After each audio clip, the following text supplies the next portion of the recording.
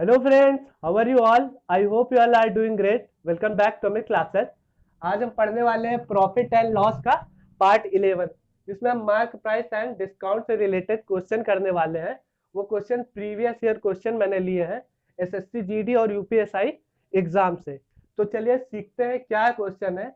लेकिन इससे पहले अगर आपने प्रॉफिट एंड लॉस का पार्ट 10 नहीं देखा है, जिसमें मैंने मार्क प्राइस एंड डिस्काउंट को बेसिक से समझाया है, इसके कुछ कॉन्सेप्ट मैंने सिखाए हैं। तो अगर आपने उसको पार्ट 10 नहीं देखा है तो पहले आप उसको देख लीजिए, फिर इस वीडियो को देखिएगा, तब आपको ये ज्यादा अच्छे समझ में आएगा। मैंने उस वीडियो का लिंक कमेंट बॉक्स और डिस्क्रिप्शन में दे दिया है, तो आप वहां से उसको देख लीजिएगा, फिर इसको देखिएगा। तो चलिए स्टार्ट करते हैं इस वाले वीडियो को। एक डीलर एक वस्तु का अंकित मूल्य क्रय मूल्य से 20% बढ़ाकर अंकित करता है तथा ग्राहक को उस वस्तु पर 10% की छूट देता है। डीलर का लाभ प्रतिशत ज्ञात कीजिए। ठीक है, तो अंकित मूल्य क्या होता है, छूट क्या होती है, मैं पिछले वीडियो पार्ट 10 में बता चुका हूं, आप वहां से देख लीजिएगा। तो आगे का कॉन्सेप्ट मैं बताता हूं। एक डीलर का वस्तु का अंकित मूल्य क्रय मूल्य से 20% बढ़ाकर अंकित करता है। अब क्रय मूल्य क्या होता है, सीपी होता है, तो सीपी यहाँ पे लिख देते हैं। ठीक है, और अंकित मूल्य क्या होता है, मार्क प्राइस। मार्क प्राइस को हम लोग एमपी बोल देते हैं। ठीक है, और जिस प्राइस पे वो बेचता है उसको सेलिंग प्राइस बोलते हैं, उसको यहाँ पे लिख देते हैं। ठीक है, अब आगे देखते हैं क्वेश्चन क्या कहता है। एक डीलर एक वस्तु का अंकित मूल्य क्रय मूल्य से 20% बढ़ाकर अंकित करता है। क्रय मूल्य से 20% बढ़ाकर अंकित किया है, तो 20% को क्या लिखते हैं हम लोग फ्रैक्शन में, ये सब मैं बता चुका हूँ, 1/5 लिखते हैं। ठीक है, 1/5 लिखते हैं। तो अगर क्रय मूल्य 5 है तो मार्क प्राइस कितना होगा, मतलब अंकित मूल्य कितना, उसने 20% बढ़ा के लिखा है। तो अगर क्रय मूल्य 5 होगा तो 20% बढ़ा है ना, तो जब बढ़ता है तो ऊपर वाला ऐड कर देते हैं, तो 5+1 कितना हो जाएगा, 6। क्योंकि इसी का 20% बढ़ा के उसने अंकित किया, तो मार्क प्राइस कितना होगा, अंकित मूल्य 6 होगा। ठीक है, ऊपर वाले को ऐड कर देते हैं। अब आगे की बात देखते हैं। तथा ग्राहक उस वस्तु पर 10% की छूट देता है। छूट का मतलब होता है डिस्काउंट। डिस्काउंट हमेशा मार्क प्राइस मतलब अंकित मूल्य पर दिया जाता है। तो कितने परसेंट का डिस्काउंट दिया है, 10% का। 10% को हम लोग फ्रैक्शन में 1/10 लिखते हैं। ठीक है, और डिस्काउंट देने का मतलब होता है डिस्काउंट निगेटिव होता है, मतलब कम किया जाता है, 10% उसका प्राइस कम किया जाएगा। ठीक है, और हमेशा डिस्काउंट किस पे, मार्क प्राइस में मिलता है। तो पहले मार्क प्राइस 10 रुपए रहा होगा, मतलब 10 रेशियो रहा होगा। अब 10% का डिस्काउंट होने पर 10-1, 10% का डिस्काउंट ऊपर वाले को माइनस कर देंगे, तो 10-1 कितना हो जाएगा, 9। तो उसका एसपी कितना आ जाएगा, 9 आ जाएगा। ठीक है, अब इसमें हम प्लॉट मेथड लगा देंगे 6 के बगल में, क्योंकि ये सीपी और एमपी के बीच का रेशियो था, और ये एमपी और एसपी के बीच का रेशियो था। अब पूरे के बीच का रेशियो निकालने के लिए हम प्लॉट मेथड लगाएंगे, तो 6 के बगल में 6 लिख देंगे और 10 के बगल में 10 लिख देंगे, और दोनों को मल्टीप्लाई कर देंगे तो तीनों का रेशियो एक रिलेशन मिल जाएगा हमको। तो 5 × 10 50, 6 × 10 60, और 6 9 जा 54। ठीक है, अगर हमको अब जिसका रेशियो देखना होगा, यही इसका रेशियो हो जाएगा। अब डीलर का लाभ प्रतिशत ज्ञात कीजिए। तो लाभ के लिए हमको, मतलब प्रॉफिट के लिए हमको सीपी और एसपी से मतलब होता है, तो सीपी और एसपी निकाल लेते हैं। तो सीपी कितना है, 50, एसपी कितना है, 54। तो कितने का प्रॉफिट हो गया है, एसपी माइनस सीपी होता है, तो 4 रेशियो का प्रॉफिट हो गया। किसके, हमेशा सीपी के रिस्पेक्ट निकालते हैं। तो 50 के रिस्पेक्ट में प्रॉफिट हुआ है, सीपी 50 है, कितने का, 54 रुपए है, 54 है। तो 54 को हम 50 से माइनस करेंगे तो 4 आएगा, और इंटू 100 कर देंगे तो ये हमारा प्रॉफिट निकल आता है। तो 0 से 0 कटा, 5 × 5, 5 × 2 = 10, तो 4 × 2 = 8% का प्रॉफिट हुआ है। आई होप ये क्वेश्चन आपको समझ में आ गया होगा। चलिए एक इसी तरह का क्वेश्चन और देख लेते हैं, तो एकदम अच्छे से क्लियर हो जाए। चलिए देखते हैं इस वाले क्वेश्चन को। एक दुकानदार एक वस्तु का अंकित मूल्य क्रय मूल्य से 40% बढ़ाकर अंकित करता है तथा ग्राहक को उस वस्तु पर 20% की छूट देता है। दुकानदार का लाभ प्रतिशत हमको बताना है। ये क्वेश्चन यूपीएसआई 2017 में पूछा गया है। चलिए देखते हैं कैसे करते हैं। तो क्रय मूल्य से 40% बढ़ाकर अंकित मूल्य किया गया है, तो पहले हम लोग यहाँ लिखेंगे सीपी। सीपी का मतलब कॉस्ट प्राइस क्रय मूल्य, एमपी मार्क प्राइस मतलब अंकित मूल्य, और एसपी डिस्काउंट देने के बाद जितने रुपए में बेचा गया होगा वो एसपी हो जाता है। ठीक, तो क्वेश्चन पढ़ते हैं। पहली लाइन, एक दुकानदार एक वस्तु को अंकित मूल्य क्रय मूल्य से 40% बढ़ाकर अंकित करता है। पहले इस लाइन से हम लोग एक रिलेशन बनाते हैं।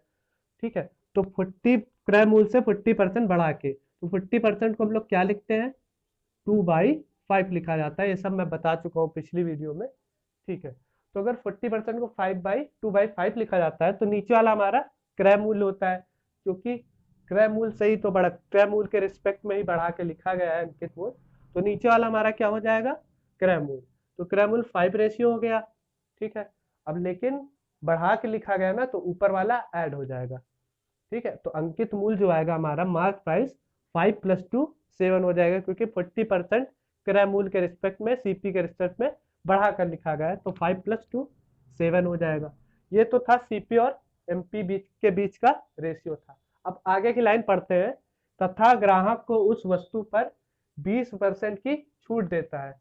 अब दुकानदार ने क्या किया, उसी वस्तु पे पहले तो उसने बढ़ा दिया, क्रय मूल्य पर 40% बढ़ा के उसको मार्क कर दिया, उस पे फिर जो 20% की छूट देता है, और छूट हमेशा मार्क प्राइस पे दी जाती है, मतलब अंकित मूल्य पर हमेशा छूट दी जाती है। तो दूसरा रिलेशन हमारा निकला, तथा ग्राहक को 20% की छूट देता है। तो 20% को हम क्या लिखते हैं, 1/5 लिखते हैं। ठीक है, तो अब मार्क प्राइस के रिस्पेक्ट में हमेशा छूट दी जाती है, डिस्काउंट दिया जाता है, छूट मतलब डिस्काउंट। तो मार्क प्राइस हमारा कितना है, 5, और डिस्काउंट निगेटिव चीज होता है, इसलिए ऊपर वाला माइनस हो जाता है। ठीक है, तो 5 माइनस क्या हो जाएगा, ये छूट देने के बाद 4 हो जाएगा इसका प्राइस, मतलब 5 रेशियो इसका मार्क प्राइस था, उसमें लिखा था, उसमें उसने 20% की का डिस्काउंट दिया, तो वो 4 रेशियो एसपी आ गया, उसका सेलिंग प्राइस उसने उसको बेच दिया है। ठीक है, अब हमको तीनों पे तीनों के बीच का रिलेशन निकालना है, मतलब तीनों के बीच का रेशियो निकालना है। ठीक है, तो इसको हम लोग ऐसे कर देते हैं लाइन बना के। अब 7 के बगल में 7 लिखेंगे, प्लॉट मेथड कहते हैं इसको। तीनों के बीच में जब दो के बीच का रेशियो पता हो हमको और तीनों के बीच का रेशियो निकालते हैं, तो इस मेथड से निकालते हैं, इसको प्लॉट मेथड कहते हैं। तो ये 5 बगल में लिख देंगे। अब दोनों को मल्टीप्लाई कर लेते हैं, ये इकट्ठा सबका आ जाएगा। 5 5 जा 25, 7 5 जा 35, 7 4 जा 28। ठीक है, तो ये सबके बीच में रेशियो आ गया, तीनों के बीच में रिलेशन आ गया, तीनों का एक रेशियो आ गया। ठीक है, जिसका सीपी कितना है, 25 है। वो पूरा एक जो वस्तु थी, हमारा जो आर्टिकल था, उसका सीपी 25 है।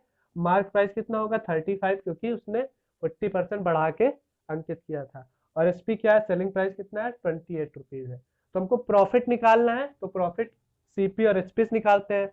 प्रॉफिट क्या होता है, एसपी में से सीपी माइनस कर देंगे, तो जितना आएगा वो हमारा प्रॉफिट होता है। तो सीपी कितना है, 25 है, एसपी कितना है, 28, तो कितना ज्यादा है, 28 माइनस 25, 3 रेशियो का हमारा प्रॉफिट हुआ है। और प्रॉफिट हमेशा क्रय मूल्य मतलब सीपी पे निकाला जाता है। ठीक है, तो सीपी कितना है, 25, 3 रेशियो का हुआ है प्रॉफिट, 28 माइनस 35, 3 रेशियो का प्रॉफिट हुआ, इंटू 100 कर देंगे तो ये परसेंटेज में निकल आएगा।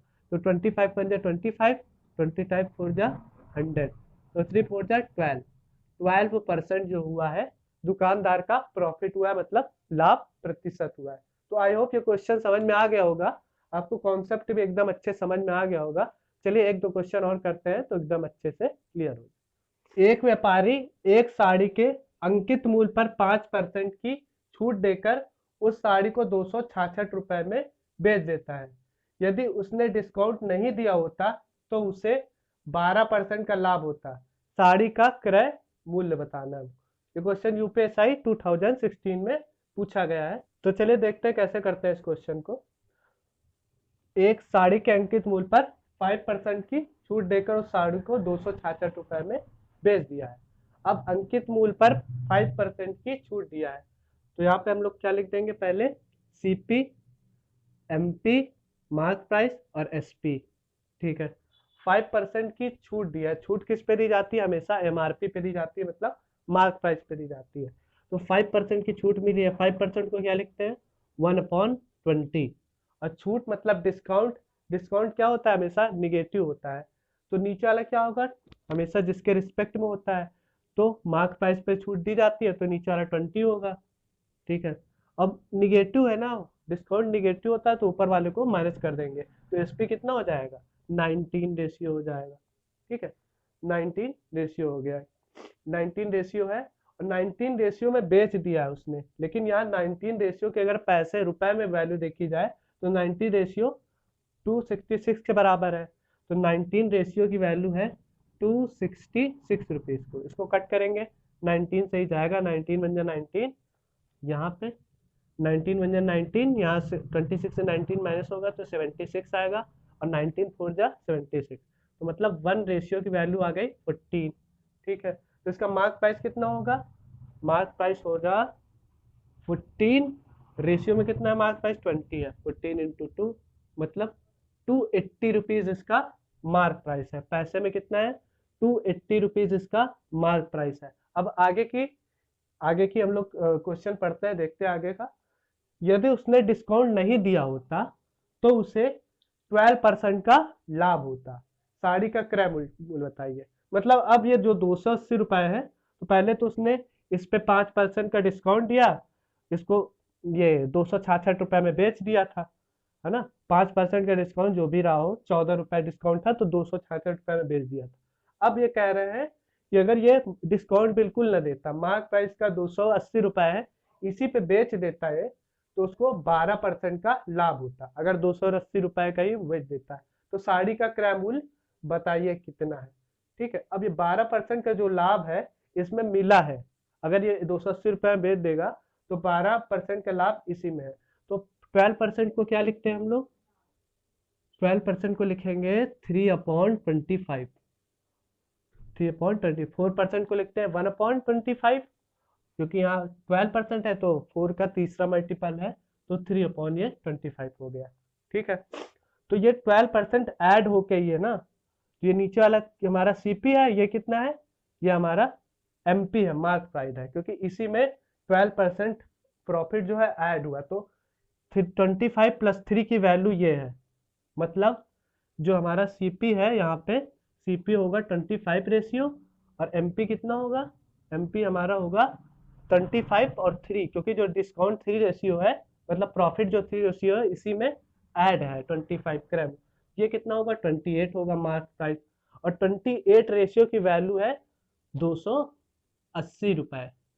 ठीक है, तो 1 रेशियो की वैल्यू कितनी हो जाएगी, 28 1 जा 21, और 28 और 28 10 जा 280, तो 1 रेशियो की वैल्यू आ गई 2, 1 रेशियो की वैल्यू आ गई 10। ठीक है, तो हमारा मतलब ये सीपी कितना था, सीपी था क्रय मूल्य मतलब 25 रेशियो था, अगर इसको 10 से मल्टीप्लाई कर दें तो 250 हमारा आंसर आ जाएगा, क्योंकि यही साड़ी का क्रय मूल्य है। आई होप तीनों क्वेश्चन आपको एकदम अच्छे समझ में आ गए होंगे। अगर आपको वीडियो अच्छा लगा हो तो वीडियो को लाइक कीजिए, और चैनल को सब्सक्राइब करके बेल आइकन प्रेस करना बिल्कुल ना भूलें। Thank you so much.